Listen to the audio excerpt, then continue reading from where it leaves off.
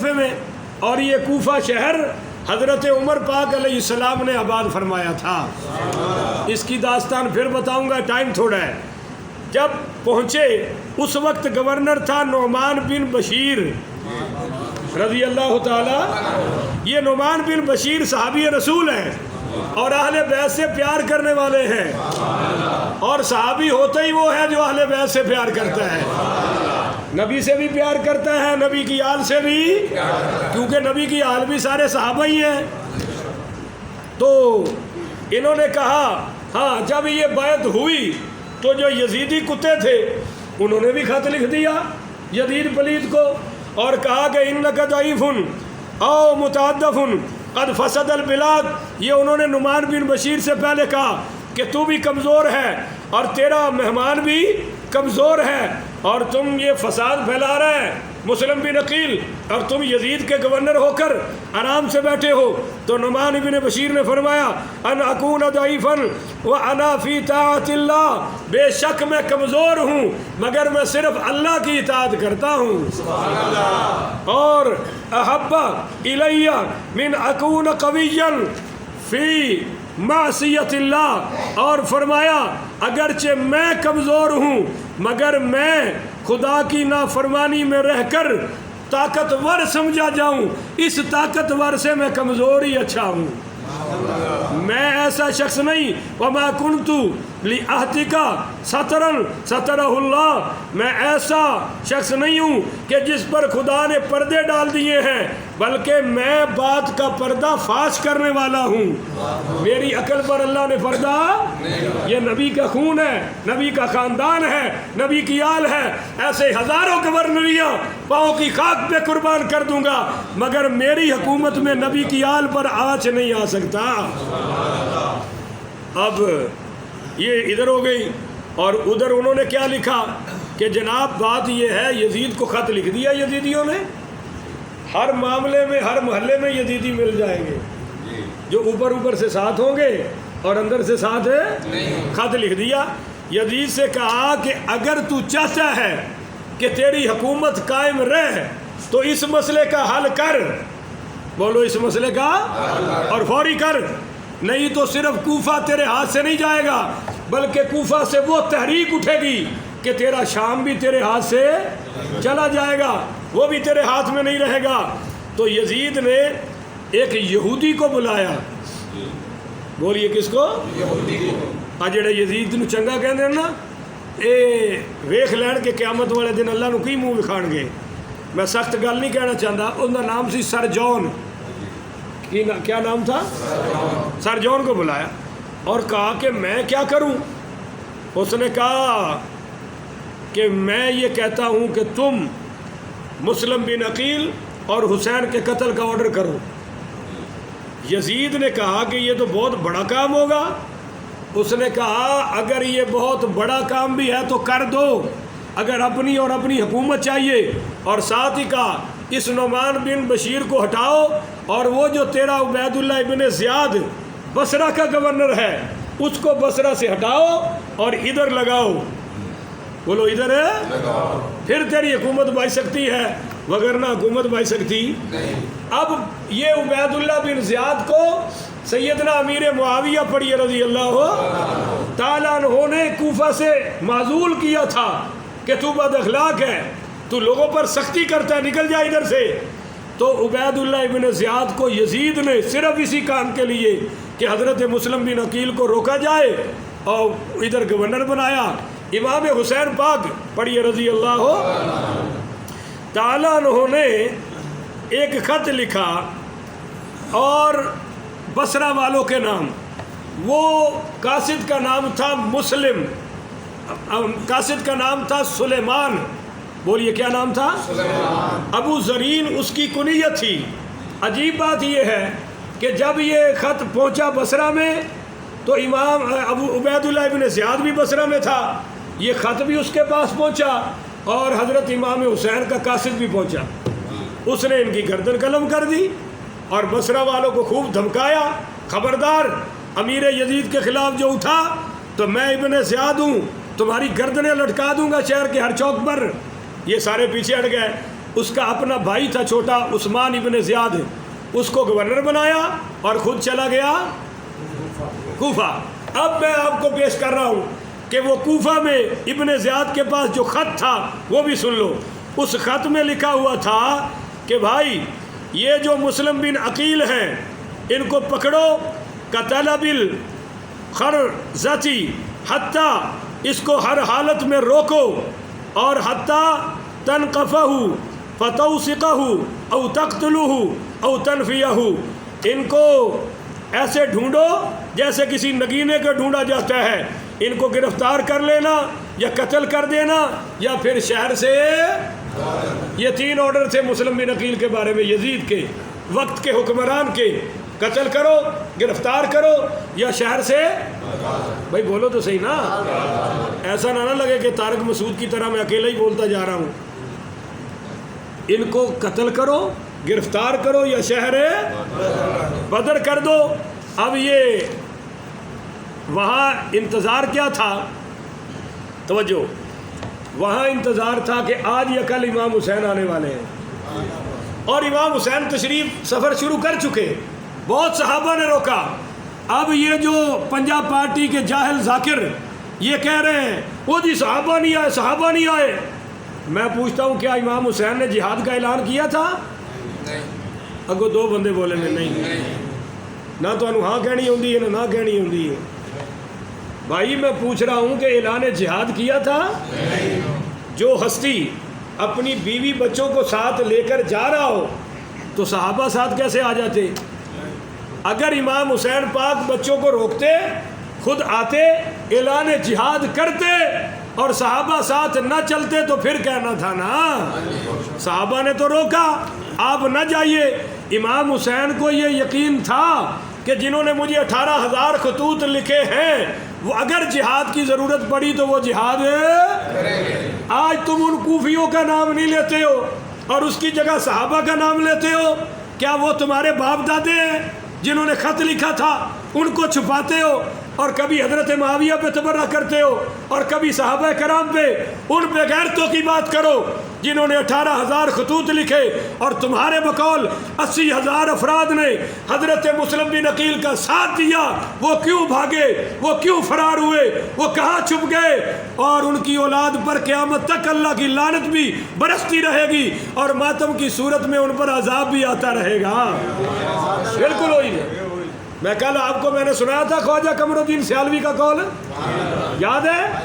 اور وہ ہمیشہ یاد رکھیے گا کہ جب ان کی مجلس میں محفل میں شیعہ نے کھڑے ہو کے کہا وہ سارے داڑھیوں والے تھے، وہ سارے حافظ تھے، وہ سارے امام تھے، وہ نمازی تھے، وہ حاجی تھے، تو شیخ خواجہ قمر الدین سیالوی نے فرمایا ہاں تم ٹھیک کہتے ہو، وہ داڑھیوں والے تھے، اس لیے اللہ نے ان کی اولادوں سے داڑھیاں چھین لی ہیں، ان کی اولادوں سے حفظ قرآن ہے، ان کی اولادوں سے نماز با جماعت ہے۔ تو جو قاتلان حسین ہے دیکھ لو، بڑے سے بڑا مجتہد ہے، علامہ فہامہ، اور داڑھی اتنی، اور اوپر دیکھ کے قرآن پڑھتے ہیں تو غلط ہے۔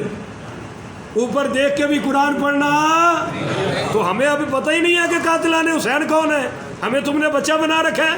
صحابہ پہ نہ بھونکو، اپنے منہ آئینوں میں دیکھو، تمہیں قاتلان حسین اپنی بغلوں میں مل جائیں گے۔ صحابہ قتل حسین سے پاک ہیں، بولو قتل حسین سے۔ اب اگلی بات سنیے میرے معزز سامعین، وقت بہت تھوڑا ہے، میں تشریح کرنے کی حیثیت میں نہیں ہوں۔ اس نے کیا نقاب، عبید اللہ ابن زیاد نے، بولو کیا آ گیا، عربی لباس پہنا ہوا تھا، لوگوں نے سمجھا کہ امام حسین تشریف لے آئے ہیں، لوگوں نے یہ سمجھا۔ ان کو پرانا شک پڑ جاتا ہے، کبھی علی میں خدا نظر آ جاتا ہے، کبھی عبید اللہ ابن زیاد میں ان کو امام حسین نظر آ جاتے ہیں۔ دھوکے کھانے والے لوگ ہیں اور خود بھی دھوکے باز ہیں۔ اب یہ مرحبا مرحبا ابن رسول، مرحبا ابن مرتضیٰ، اور بڑے بڑے لقب اور سلام کر رہے ہیں، یا حسین یا حسین، نہیں سمجھے ہو؟ نعرے لگ رہے ہیں، یا حسین یا حسین یا حسین، واہ واہ حسین کہنے والے تھے اسی ہے نا، تو یا حسین لگ رہے ہیں نعرے۔ اب یہ چلتا آیا، سوچتا آیا کہ واقعی بھائی جو رپورٹیں ملی ہیں وہ تو سچی ہے، یہ تو سارے ہی حسین کے منتظر ہیں۔ جب یہ اپنے گورنر ہاؤس میں پہنچا تو پھر اس نے تقریر کی اور بڑی سخت تقریر کی، اور اس نے کہا کہ خبردار، میں ابن زیاد ہوں اور میں گورنر ہوں، نعمان بن بشیر کی چھٹی ہو چکی ہے، اور امیر یزید کی جس نے مخالفت کی میں اس کی گردن اتار کے اسی کے دروازے پر لٹکاؤں گا اور سارا خاندان ٹکڑے ٹکڑے کروں گا۔ وہ ایک تقریر ابن زیاد کی اور کوفیوں سے سارا عشق حسین ختم ہو گیا، سارا عشق حسین تتر بتر ہو گئے۔ تو پتہ ہے کہ دوجے نو کی کہنے لگے، اے جی حکومت جانے تے حکمران جانے، حکومت جانے تے باولو دے پٹھیوں خط کیوں لکھے سن، سدیا کیوں سی؟ اگر تمہاری یہی اوقات ہے، اور ان سے لے کر میر صادق میر جعفر تک ان سب کی اوقات یہی ہے، ان سب کی اوقات ہے کیمروں کے سامنے بھونکیں گے، چھلانگے ماریں گے، اور میدان میں ایک منٹ بھی نکالنے کی اوقات ہے۔ بھاگ گئے سارے ہی بھاگ گئے سب نے جناب۔ اچھا یہ واقعہ تھا عصر کی نماز کا، بولیے کب؟ تقریر والا اس نے جو تقریر کی، معافی چاہتا ہوں، یہ زور کی نماز کا واقعہ ہے۔ کب کا؟ عصر کے وقت کوئی نماز پڑھنے ہی نہیں آیا، کوئی نماز اور حضرت مسلم بن عقیل ویسے ہی پڑھانے نہیں آئے کہ ان کی طبیعت خراب تھی۔ یہاں ایک جملہ لے لو، امام کے پیچھے سے ہٹنا، اپنے لیے نہیں کہہ رہا، نہ میرے پیچھے کوئی ہٹا ہے نہ تو کہہ رہے ہیں، وہ شیطان ہے جڑا کسی کو لا کے گل کرے، مسئلہ سمجھا رہا ہوں۔ امام سے پیچھے ہٹنا اختلاف کی صورت میں یہ صرف 2 جماعتوں نے کیا ہے، بولو، یا قاتلان حسین نے کیا ہے یا قاتلان عثمان نے کیا ہے۔ باقی مسلمانوں میں یہ تصور ہی نہیں تھا کہ امام سے پیچھے نماز چھوڑ کے اکیلا پڑھے، وہ جی اختلاف ہو گیا، وہ جی دل نہیں منتا، وہ جی جندے تے دل نہ منے نماز تیرے دل دی نہیں ہے، نماز اللہ دی ہے، نماز اللہ دے رسول دی ہے، تیرے دل کی اور میرے دل کی کیا اوقات ہے؟ ہمارا تو اپنے بیٹوں پہ دل نہیں مانتا، بیٹوں کا بھائیوں پہ نہیں مانتا، تو پھر سارا جہان اجاڑ دے۔ جب آپ سمجھیں گے کہ نماز اللہ کی ہے تو پھر آپ دیکھیں کہ یہ حرکت یا قاتلان حسین نے کی ہے یا قاتلان عثمان نے کی ہے، مسلمانوں کی یہ شان ہے۔ تو وہ سارے لبیک حسین والے یا حسین والے تتر بتر ہو گئے۔ حضرت امام مسلم بن عقیل مغرب کی نماز پڑھانے کے لیے نکلے تو ایک لڑکے نے راستے میں خبر دے دی کہ حضرت سارے نمازی تتر بتر ہو گئے ہیں، بولو سارے نمازی تتر بتر ہو گئے ہیں۔ فرمایا کیوں؟ مسجد میں پہنچے پھر بھی نماز ہوئی، اذان ہوئی، پر کوئی نمازی نہیں آیا، بیعت کرنے والے نہیں آئے۔ ہاں یہی گل ہے، لوگ کہندے نے کہا تیرے حکم پہ جان بھی قربان ہے، خط لکھن والے تتر بتر، کہا تیرے حکم پہ جان بھی قربان ہے، تے پھر قائد نو کلا چھڑ کے کوئی قربان والا لبدا۔ ایک قوم نے نعرے اچ کئی مولوی ماشاءاللہ مروا چھڑے، بڑے بڑے لیڈر مروا چھڑے، اگوں دا پتر آوندا پھر اونوں کہندے نے ہن تیرے انشاءاللہ تیرے جان لین تک بھی اسی سکھ نال پیندے۔ وہ امام مسلم بن عقیل آئے جماعت کرانے، پر مقتدی کوئی ایک لڑکا آیا، اس سے پوچھا بھئی کیا معاملہ ہے؟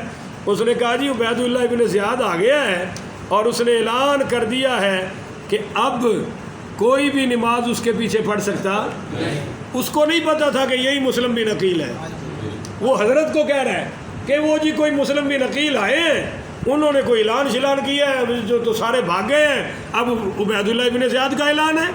مزے کی بات ہے کہ حضرت جس کے گھر ٹھہرے ہوئے تھے نا، اب اس کے گھر بھی جانے کو تیار نہیں تھے کہ میرا تو سب کو پتہ ہے کہ میں وہاں رہ رہا ہوں، تو یہ تو فوری مخبری ہو جائے گی۔ چنانچہ امام مسلم بن عقیل آ رہے ہیں، ایک بہت بڑی حویلی دیکھی، کوٹھی نما، محل نما، پوچھا یہ گھر کس کا ہے؟ انہوں نے کہا جی یہ ام ہانی کا گھر ہے۔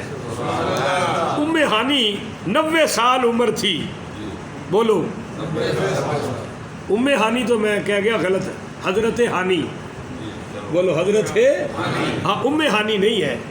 حضرت ہانی 90 سال عمر پر عاشق اہل بیت، حضرت سیدھا اس کے گھر، اور جناب عشاء ہو گئی، اپنا تعارف کرایا، اس نے کہا جی مرحبا، میری خوش نصیبی کہ آپ میرے گھر تشریف لائے، میں جان دے دوں گا پر آپ کی عظمت پر آنچ نہیں آنے دوں گا۔ اب اگلی بات سمجھے، جب حضرت مسلم بن عقیل اس کے گھر آئے اور اس کو بتایا کہ عبید اللہ بن زیاد آ گیا ہے، یہ بہت بڑا سردار آدمی تھا، بڑا رئیس آدمی تھا، تو حضرت ہانی نے کہا کہ بھائی مسئلہ یہ ہے، مجھے آئے گا پوچھنے عبید اللہ بن زیاد، کیونکہ میں نہیں گیا اس کو ملنے، میری بیماری کی خبر میں نے اس کو دے دی ہے، وہ میرا پوچھنے آئے گا، آپ یہ 7 والے کمرے میں بیٹھ جائیں، میں اس کے قدموں میں اپنی دستار رکھوں گا، میں اس کے قدموں میں اپنی، تو جس کے قدموں میں دستار رکھوں وہی ابن زیاد ہے، یہ میری تلوار پکڑ لیں، یہاں مارنی ہے، ایک ہی وار میں اس کی گردن اتار دیں، اس سے اچھا موقع اور کوئی مل سکتا نہیں، باقی میں جانوں میرا کام جانے، آپ اس کی گردن اڑا دیں۔ ایسا ہی ہوا، رات کو وہ آیا اور آ کر بیٹھا، حضرت ہانی رضی اللہ تعالیٰ عنہ نے باتوں باتوں میں اس کو اونچی نام لیا کہ عبید اللہ بن زیاد میں کب سے بیمار ہوں، تو پوچھنے نہیں آیا، تو آواز سے تو پتہ چل گیا کہ ابن زیاد ہے۔ اب حضرت ہانی رضی اللہ تعالیٰ عنہ نے اپنی دستار اتاری اور اس نے کہا حضرت یہ کیا کر رہے ہیں، کیا کر رہے ہیں، مگر وار ہی نہیں ہوا، پھر اتاری، پھر بھی وار نہیں ہوا، اب بار بار تو یہ عمل ہو سکتا نہیں، پھر بولا زور سے حضرت ہانی، کہنے لگے ما تنظرون بسملہ ان تحیوہا، کہ سلمہ کو سلام کرنے میں تمہیں اب کیا انتظار ہے، اسقینیہا وان کانت فیہا نفسی، اور مجھے پلا دو خواہ میری جان چلی جائے، مجھے پلا دو خواہ میری، اشارہ تھا بھی اٹھو کرو وار، یہ 3 بار شعر پڑھا، عبید اللہ ابن زیاد کو پھر بھی سمجھے، کہنے لگا یہ بار بار کیا کہہ رہے ہیں کہ میرا سلام کہہ دینا اور مجھے پہنچا دو، مجھے پلا دو، تو ان کے گھر والوں نے کہا بیمار بہت زیادہ ہے نا، اس لیے بار بار کچھ پینے کو مانگ رہے ہیں، کچھ پینے کو۔ اب عبید اللہ ابن زیاد تو چلا گیا، جب چلا گیا تب حضرت مسلم بن عقیل کو حضرت ہانی نے کہا کہ جناب آپ نے یہ کیا کیا، آپ نے اس پہ وار کیوں نہیں کیا، موقع ضائع کر دیا۔ تو سنیے، حضرت مسلم بن عقیل کہنے لگے حضرت ہانی سے کہ میں نے حدیث سنی ہے کہ ان الایمان قید الفتق ولا یفتق مومن، کہ میرے نبی نے فرمایا کہ مومن کسی کو دھوکے سے قتل کرے یہ اس کی شان کے لائق نہیں ہے، مومن زور سے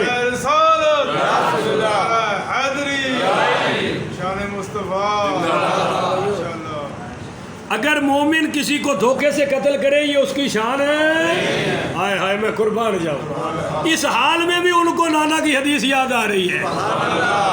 تو حضرت ہانی نے ٹھنڈا سانس لیا اور فرمایا لو قتلتہ لقتلتا، اگر آپ اس کو قتل کر دیتے، اگر آج آپ اس کو قتل ہے تو لقتلتا، یہ قتل ہوتا فاسقن فاسق کا، کافرن کافر کا، غادرن ایک دھوکے باز کا، کافر سے، فاجر سے اور غادر یعنی دھوکے باز سے سب کی جان چھوٹ جاتی۔ اللہ اکبر کبیرہ۔ اب یہاں سے تو ابن زیاد